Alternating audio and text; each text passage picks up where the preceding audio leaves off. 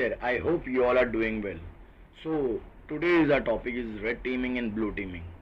So as starting of my career, I have seen that most of the beginners who are just started their career in cyber security don't have clarity about red teaming and blue teaming. So today I am here to discuss a basic understanding of how red team and blue team works together and what is the basic advantage and disadvantages of these two teams. So let's quickly start. So first of all, I would really like to introduce myself. So myself, Akbar Khan. I have completed my Bachelor of Engineering in Electronics and Telecommunication background. I started working as a cyber security researcher and I am a cyber security enthusiastic. So basically I am at my learning stage, but at intermediate level I have a basic to intermediate level of understanding of different teams in cyber security. So first we will be breaking these two teams into different parts, and first understanding the approach of red team and the approach of the blue team, and later we will be trying to club these two teams and creating a differentiate between how these two teams work and what is the aim and approach of both the teams. So this is just a basic general diagram. Like as a red team, you can consider red team as an offensive team and a blue team as a defensive side. Later we will be clubbing all the points that are mentioned in this, like the offensive team or the red team are basically attacking the networks. They test the defensive part of your network and the security of your network, and basically what they do is action. They provide how to improve the detection, prevention and response. These all things are tested on behalf of or the side of defensive part. So let's first understand what is red team. So as previously mentioned, red teams are offensive security professionals who are experts in attacking system and breaking into your defenses. Red team is a procedure that often aim to test not only the system and protocols in places but also the people who manage them. Like I will be giving you an example. A red team professional will also use in social engineering. Like he will not only test the security of your electronic devices and servers and other routing devices, switching devices, he will also test the employees who are already working as a cyber security professional to do all the security related tasks. So red team is basically the practice of asking a trusted group of individuals to launch an attack on a software or your organization so that you can tell how your defense will hold up in a real world situation. Because see, the red team approach, we can directly consider it is an unplanned attack. Okay, the management part will be available and they will be knowing in detail about these things, but the security professional who are working as a security professional in the defensive side, they won't be aware about this. This can be created challenges as per the requirement and the management setups. So yes, the very good point to discuss is red team and penetration testing. What is the basic difference? As I have already mentioned, the lack of notice is what distinguishes red team from penetration testing. So first let's discuss about what is penetration testing as a new term. Penetration testing is basically to work within an approach. Like the company or the network which we are doing the penetration testing, they will be giving us a designed assessment whether an attacker could achieve a particular goal through their scopes. Like we can't go beyond the things and we can damage. We can't create any kind of a damage.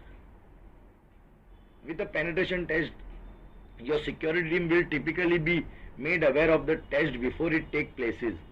So as I already mentioned, it is totally not giving any notice to your security team, and it is called as red teaming. But in penetration testing, we are creating an awareness that the test is going to take place. So the penetration tester will work through multiple tactics to achieve the goal, recording any observation along the way. So they will be keeping a track and creating a vulnerability assessment penetration testing report and giving it to the relevant company or the team. Red team takes security test a further because the role of red team is to emulate real attackers. like they will be completely behaving like a real world attack, because real world attacks are unplanned. So the security team should be unaware of the detail or the time of the attack. So what are the benefits of red team? An effective red team will adapt their tactics in response to your defenses, looking for any opportunity to gain access to your systems, which means they are well placed to find unanticipated way. Like they will be just trying n numbers of things. Their aim will just to compromise your system and get the access. And how more they can create the damage, they will be tracking all those things as part of a red teaming. So basically it is a true example of how the attacker will be looking at your organization if your organization is vulnerable. So the organization that regularly use red teaming to challenge their security postures can use to find from those exercises to strengthen their defenses. So whatever the red teaming is creating as an approach to exploit your network, it will be giving a soft idea or a hint of an idea of your blue team or a defensive team. We will be coming how blue team works. Let's first focus on red teaming. So continuous red teaming also provides real world metrics for your SOC team. SOC team is nothing but your security operations center team. It is also known as defense security team and also a blue team. Okay. So now coming to a point, what is blue team? So blue teams are defensive security professionals responsible for maintaining internal network defenses against all cyber attacks and threats. So these cyber attacks are created by a red team. So now it is a challenge for the blue team to create a model to how to maintain the network security and avoid such kind of attacks. A blue team consists of a security professional who have an inside out view of an organization. Their task is to protect the organization critical assets against any kind of threats. They are well aware of the business objective and the organization security strategies. Therefore, their task is to strengthen the castle walls so no intruder can compromise their defenses. So this is the basic approach of blue team. So they will be creating a castle, like we are already playing a game where someone is firing and the other end the soldiers are defending themselves. We can consider this as an image of a red team is firing from a gun and the blue team is creating a metal sheet or a good security protocols like a firewall, and they are defending the attacks of a red team. So this how this both team plays a vital role in security. So how does a blue team works? So as previously we have discussed how the red team works.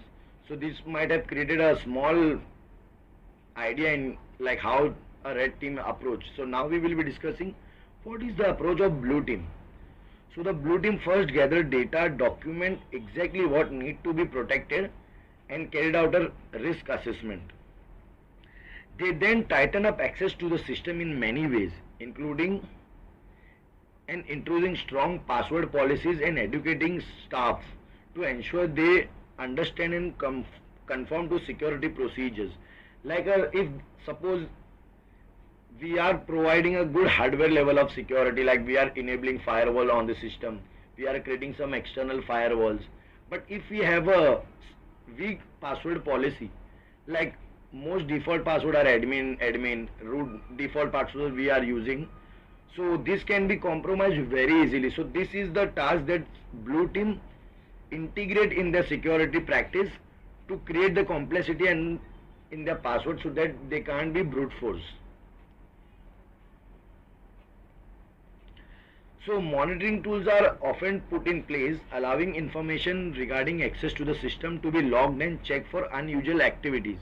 So this is the point, the most important and the most used security tool in cyber security and blue team as part of security operations center is, I have heard and worked with Splunk. So Splunk is a monitoring tool. It will club all the traffic from the system level, from the firewall level, and it will be creating an alert if there is any malicious activity happening in the network or any unauthorized activity happening. So let's discuss how do red team and blue team work together. So communicating between the two teams is the most important factor in the successful red and blue team exercise. The blue team should stay up to date on the new technologies for improving security and should share these findings with the red team. Likewise, the red team should always be aware of new threats and penetration techniques used by hackers and advise the blue team on prevention techniques. Depending on the goal of your test will depend on whether or not the red team inform the blue team of a planned testing. So this can be of two types. It can be a planned. If it is unplanned, then it will be checking the level of your security, that how your defense team is working. So let's get more in deep and understand the workflow. For example, if the goal is to simulate a real response scenario to a legitimate threat, then will not want to tell the blue team about the testing. So the blue team is in this scenario is totally unaware. That someone is management should be aware of the testing. Typically the blue team lead, the manager of the SOC or any senior most person in the team will be aware about this activity just for the security purpose and to monitor how the team will be reacting on such kind of attacks which if it is unplanned. This ensures the response scenario is still tested but with tighter control when if the situation is escalated. So it won't be creating such impact, so they will be just keeping such preventive measure in their mind and doing such testings. So when the testing is completed, both the teams gather information and reports on their findings. The red team advises the blue team if they manage to penetrate defenses and provide advices on how to block similar attempts in a real scenario. Likewise, the blue team should let the red team know whether or not their monitoring procedure pick up an attempted attack. So both teams should then work together to plan, develop and implement a stronger security control as needed. So when these two important teams works in a collaboration with each other, this will be creating a very good benefit to an organization's security because it is totally under testing from both the ends, from the offensive part and from the defensive part. So I hope till here I have created some basic understanding of how red team and blue team works together for the advantage of a company's security. So let's take an example. So suppose a computer is initially compromised. So starting from a compromised host to emulated the assumed breach scenario. So first understand the red team. The red team exercise their techniques and procedure to identify and exploit issues within the process, technologies and a person in an organization. Like we have discussed each and every point in our previous slides. So the blue team reacts the hunt, advises on the network following their own TTP. Like TTP is nothing but techniques and procedures and playbook to evaluate detections and response capabilities. So now when both the teams work together, so they are basically known as a purple team. The output from both teams works together results in a more collaborative environment with both teams learning from each other, improving the organization's security practices and enhance the security posture maturity. So now what is the conclusion? We will be discussing some concluding part and just ending up this slides. So red and blue team must both coexist together. Like as I already mentioned that both teams work together for the effective results. In order to have effective cyber security and prepared infrastructure, you need the two teams to work in conjunction with one another. The red team need to target the infrastructure in new and innovative ways by thinking outside the box. The blue team needs to use equal amount of power, I can say, in their defenses and practice for the day when the incident response are triggered. A company's cybersecurity department is required to have a developed knowledge around how to engage both teams to work together and learn from each other. When both the teams work together aside in the favor of the adoptive of a purple teamers, Both red and blue teams are involved and can be considered as a purple team. Like they are just investigation both the results and the reports. This should be investigated to help improve cybersecurity responses and prevent the incidents. So the main approach is of this both the team is to prevent the incidents, and the alerts are whether generating properly or not, or whether the team is aware about the attacks. So these are some very good references where you can go and just go through these links and find some very useful things in detail about red team and blue team. So this was all about red team and blue team. I hope I have helped you to understand the working of red team and blue team and their aim and approaches to create the security more effective in this internet world. Thank you so much.